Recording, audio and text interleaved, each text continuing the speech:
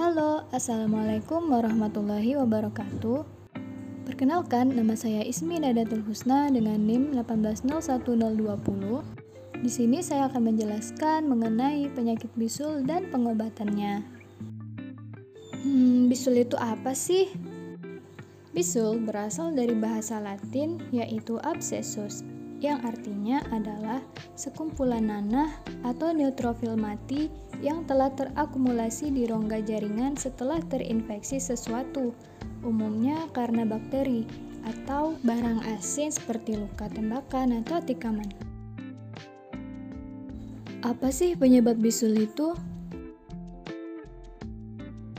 Penyebab utama penyakit bisul adalah infeksi yang disebabkan oleh bakteri Staphylococcus aureus. Adapun penyebab lainnya antara lain kebersihan kulit yang kurang terjaga, daya tahan tubuh yang melemah, dan iritasi pada kulit. Adapun bagian-bagian tubuh yang sering terkena bisul adalah seperti pada bagian wajah, leher, ketiak, bokong, dan selangkangan. Karena pada bagian tersebut sering terjadi gesekan dan sering berkeringat.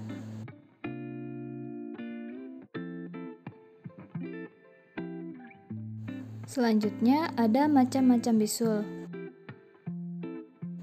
Yang pertama ada furunkel atau karbunkel. Furunkel dan karbunkel sama-sama penyakit bisul yang disebabkan oleh bakteri Staphylococcus aureus.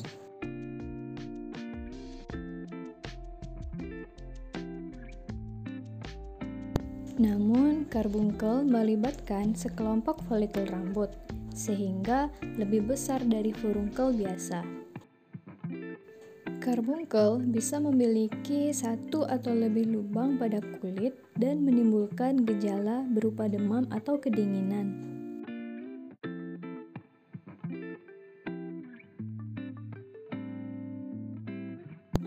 Yang kedua ada hidradenitis suppurativa.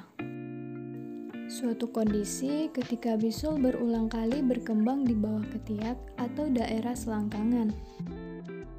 Infeksi dimulai pada kelenjar keringat dan folikel rambut yang tersumbat.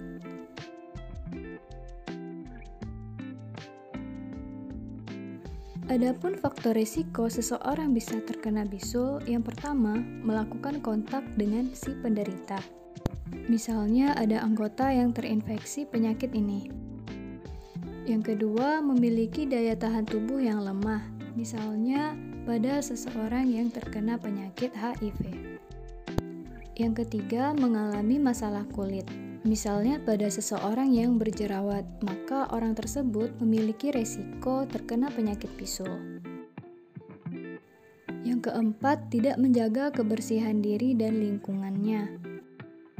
Yang kelima, tidak memenuhi kebutuhan nutrisi tubuh dengan memakan makanan yang bernutrisi. Dan yang terakhir, terpapar senyawa kimia yang dapat meningkatkan risiko terkena penyakit infeksi ini. Selanjutnya ada gejala bisul. Yang pertama ditandai dengan munculnya benjolan merah berisi nanah yang pada awalnya berukuran kecil. Seiring berjalannya waktu, benjolan tersebut akan semakin membesar. Yang kedua, kulit di sekitar benjolan akan tampak memerah, bengkak, dan terasa hangat jika disentuh. Yang ketiga, benjolan yang timbul akan terasa nyeri, terutama saat disentuh.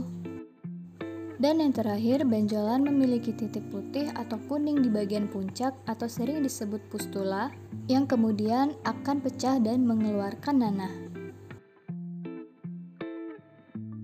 Selanjutnya ada komplikasi dari penyakit bisul. Yang pertama, bekas luka. Bisul yang berukuran besar atau bisul sabut terkadang meninggalkan bekas luka. Namun bekas luka ini tidak akan hilang sepenuhnya, tetapi seiring berjalannya waktu akan memudar dan tidak akan terlalu terlihat seperti sebelumnya. Yang kedua, infeksi yang menyebar. Infeksi sekunder yang mungkin muncul antara lain yang pertama, impetigo, yaitu infeksi kulit yang menular yang bisa menyebabkan luka dan lecet. Yang kedua, sepsis arthritis, yaitu infeksi pada sendi. Dan yang terakhir, osteomyelitis, yaitu infeksi yang terbentuk di dalam tulang. Yang ketiga, trombosis sinus cavernosus. Komplikasi langka yang dapat mengancam nyawa penderitanya. Berawal dari ketika infeksi memicu penggumpalan darah di ruang belakang kantung mata, yang mana gumpalan darah akan memberikan tekanan pada otak yang dapat menyebabkan sakit kepala, mata bengkak, dan nyeri. Selanjutnya adalah pengobatan yang dapat dilakukan, antara lain perawatan mandiri, yaitu dengan mengompres hangat pada bagian infeksi selama 10 menit. Yang kedua, dengan cara mengeringkan bisul, yaitu dengan mengeluarkan nanahnya.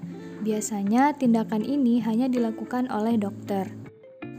Selanjutnya bisa juga dengan mengkonsumsi obat-obatan antibiotik seperti benzokain, mupirocin, dan gentamicin. Benzokain adalah obat anestesi lokal yang digunakan untuk mengurangi rasa nyeri. Obat ini tersedia dalam sediaan gel, salep, bubuk, dan obat kumur. Selanjutnya ada mupirocin.